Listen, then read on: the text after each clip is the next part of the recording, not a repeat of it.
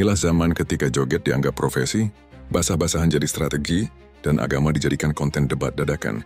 Layar gadget telah bertransformasi menjadi altar baru. Tempat ritual penghilangan martabat berlangsung setiap detik, dengan penonton sebagai penyembahnya yang dikemas di fitur live streaming, bukan sekadar tayangan, tapi cermin yang absurditas konyol dijadikan kebiasaan. Chico Blade menyebut ini era transaksi martabat, di mana kehormatan tak dijaga, tapi dijual dalam frame. Sebelum kalian baper, mari simak realita. Karena data ini bukan opini Chico Blade, tapi potret dari kaca yang sudah lama kalian pecahkan sendiri. Jika data ini melukai, maka itu bukan karena tajamnya, tapi karena terlalu dekat dengan wajah kalian sendiri. Berdasarkan data Reportal tahun 2004, Indonesia menempati posisi 5 besar global dalam konsumsi live streaming, dengan rata-rata waktu tonton mencapai 21,6 jam per minggu. Sementara dari Sensor Tower, Januari tahun 2025 telah merangkum ciri-ciri mereka yang kini menghuni kanal live streaming, bukanlah para pemikir atau seniman, tapi kaum joget 24 jam, di mana tubuh dijadikan kupon diskon martabat. Kaum basah-basahan mandi sambil live bukan untuk bersuci, tapi untuk mengemis koin. Kaum agama instan, berdiskusi syariah tapi dibumbui baper dan caper. Kaum live anak sebagai alat konten, di mana anak bukan amanah tapi alat transaksi digital. Kaum gaming gimmick, game hanya kamuflase, kontennya jualan rayuan dan suara gemulai. Kaum debat kosong, saling ejek demi engagement, bukan argumen.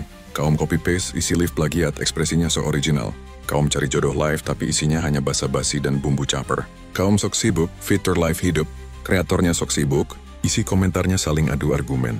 Kaum sok artis nihil karya tapi minta diakui bak selebriti. Dari fenomena ini, berdasarkan laporan dari Komnas Perlindungan Anak tahun 2024, meningkatnya eksploitasi anak dalam live streaming sebesar 21% dari tahun sebelumnya. Banyak di antaranya dilakukan secara sukarela oleh orang tua sendiri.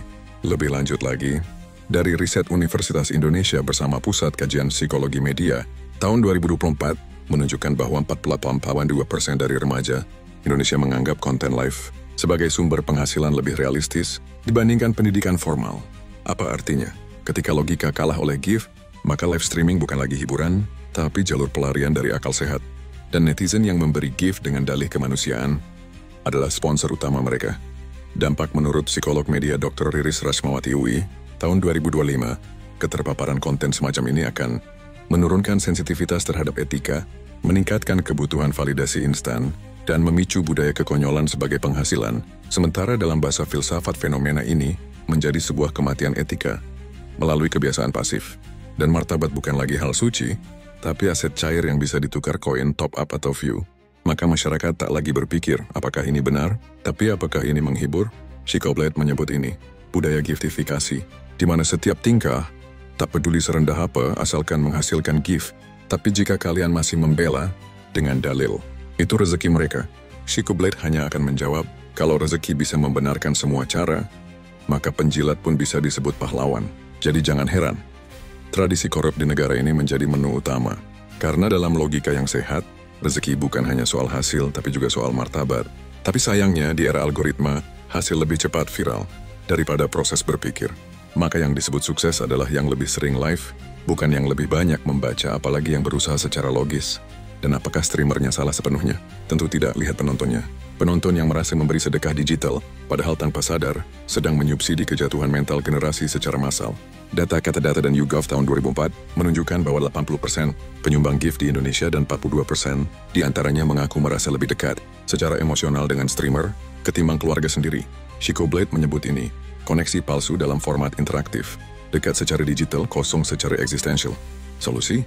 Bukan sensor fitur live, tapi sensor diri. Karena fitur live hanya kemajuan teknologi, bukan fitur kemunduran akal.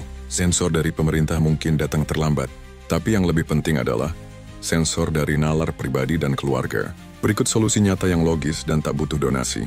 Pertama, detox algoritma. Ubah selera tontonanmu dan kurasi konten. Karena algoritma bukan makhluk gaib, tapi cuma mencerminkan kebiasaanmu. Kedua, literasi digital bukan soal teknologi, tapi soal etika. Berhenti menunggu kurikulum, bangun kesadaran moral digital dari rumah. Bukan cuma kursus coding, apalagi scroll, tapi juga coding martabat. Dan scroll ilmu logika yang tahu batas dan tahu malu. Ketiga, sistem monetisasi yang etis. Setiap platform yang kalian pegangin, biasakan mereformasi sistem gift agar tidak membiarkan eksploitasi tubuh dan spiritualitas sebagai jalur pendapatan yang memenuhi nafsu serakahmu. Keempat, peran keluarga pada anak. Jangan mengaku dewasa jika pola pikirmu masih kekanak-kanakan. Marah bukan solusi dan berdalih konten dewasa bukan tameng. Anak tidak butuh gadget yang pintar. Mereka butuh orang tua yang logis. Mereka tak butuh layar, tapi mereka butuh teladan. Kelima, ubah konten seksimu, baper dan capermu menjadi edukasi. Bukan lewat sensasi, tapi narasi yang tajam dan logis. Edukasi bukan tugas konten creator semata, apalagi yang menunggu pencerahan dari kata-kata retorika. Biasakan hal kecil walau tak viral. Karena logika tak butuh panggung, cukup dibiasakan. Ingat, yang waras tak harus mengejar viral, tapi yang viral seringkali tak waras.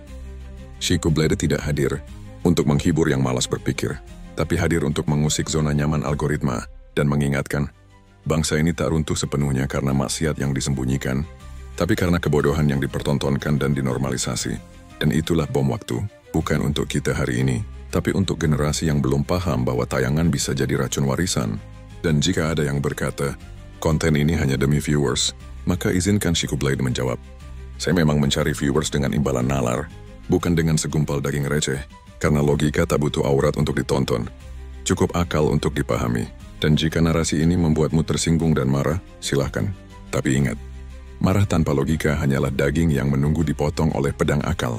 Tapi jika memilih berpikir, mari berdiskusi dengan nalar dan data, karena tugas generasi bukan sekadar menonton baper dan caper, tapi membenahi yang telah salah narasinya.